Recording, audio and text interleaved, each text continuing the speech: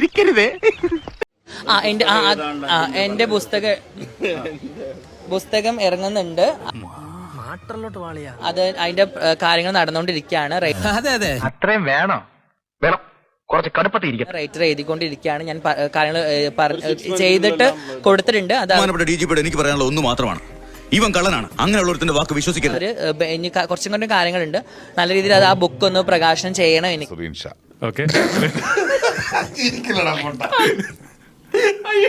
എനിക്ക് എന്റെ ഒരു കഥയാണ് അത് വരുന്നത്.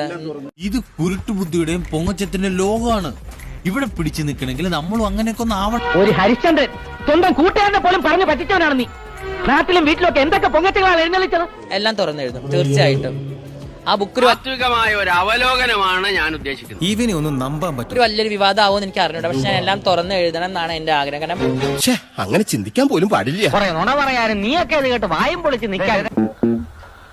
എന്തിന്റെ കുഞ്ഞാണോ ഇത്? അത് ആ ബുക്സ് അപ്പൊ അത് അത്രത്തോളം എന്റെ ലൈഫ് എങ്ങനെയാണ്, അല്ലെങ്കിൽ ഞാൻ അനുഭവിച്ച വേദനകൾ എല്ലാം അത് തുറന്ന് എഴുതുന്നതായിരിക്കും.